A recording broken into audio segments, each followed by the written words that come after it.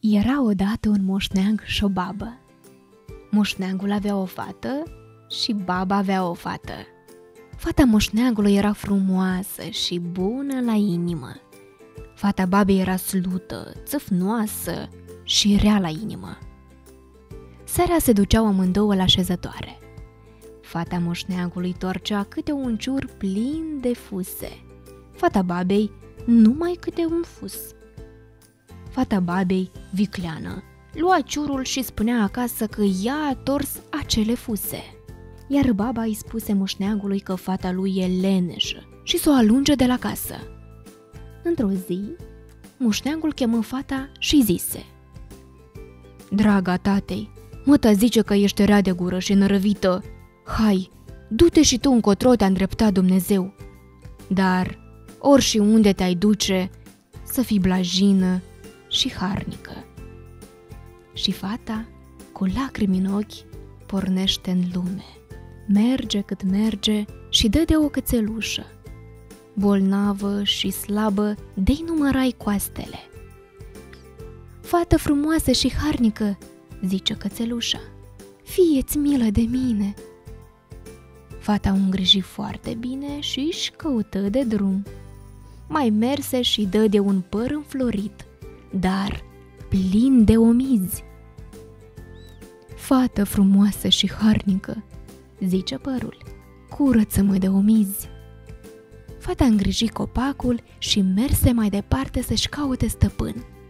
În cale vede o fântână părăsită. „Fată frumoasă și harnică," zice fântâna, „îngrijește-mă." Fata o îngrijește foarte bine și își vede de drum. În cale mai dă și de un cuptor mai să se risipească. „Fată frumoasă și harnică," zice cuptorul, „îngrijește-mă, că ți-o-i prinde și eu bine." Fata își suflecă mânecele și lipi cuptorul.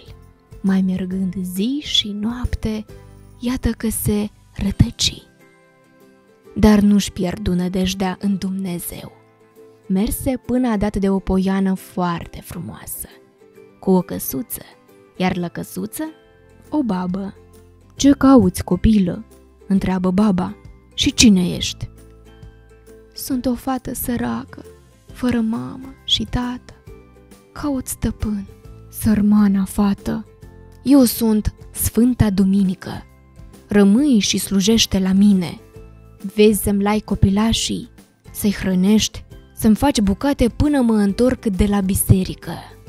Fata a făcut lăutoare și a strigat copiii să vină să-i laie. Dar ograda s-a umplut de mulțime de balauri și tot soiul de jvine. Fata nu s-a speriat, a îngrijit jivinele pe câte una. Când a venit Sfânta Duminică, s-a umplut de bucurie și i-a zis fetei să urce în pod și să-și aleagă ca răsplată o ladă. Și fata a luat lada cea mai urâtă și mai veche și a pornit acasă. Mergând spre casa părintească, a dat de cuptorul plin cu plăcinte, de fântâna cu apă limpede și cu 2 pahare de argint. Mai departe a dat de părul plin cu pere, apoi întâlnește și cățelușa, cu o salbă de galbeni la gât, pe care i-a dat-o fetei ca mulțămită că a scăpat-o de o boală. Ajungând acasă, la tată său, cu salba și paharele de argint, a deschis lada, iar de acolo au ieșit herghelii de cai, cirezi de vaci și turme de oi. Baba, văzând atâtea bogății, nu știa ce să facă de ciudă. „Lasă, mamă," i-a zis fiică-sa, „mă duc eu să-ți aduc și mai multe." Se pornește cu ciudă și iată că dă de cățelușa bolnavă, dar nu o îngrijește. De părul tixit de omizi și de fântâna mâlită, de cuptor, dar nu vrea să-l îngrijească. Apoi iată-o și la Sfânta Duminică. Aici, în loc să-i laie copiii, i-a opărit pe toți, iar bucatele le-a făcut afumate și sleite. Sfânta Duminică Văzând, și-a pus mâinile în cap și i-a spus să urce să-și aleagă o ladă. Fata a luat lada cea mai frumoasă și a pornit spre casă. Ajunge la cuptor. Vrea să mănânce plăcinte, dar o frige focul.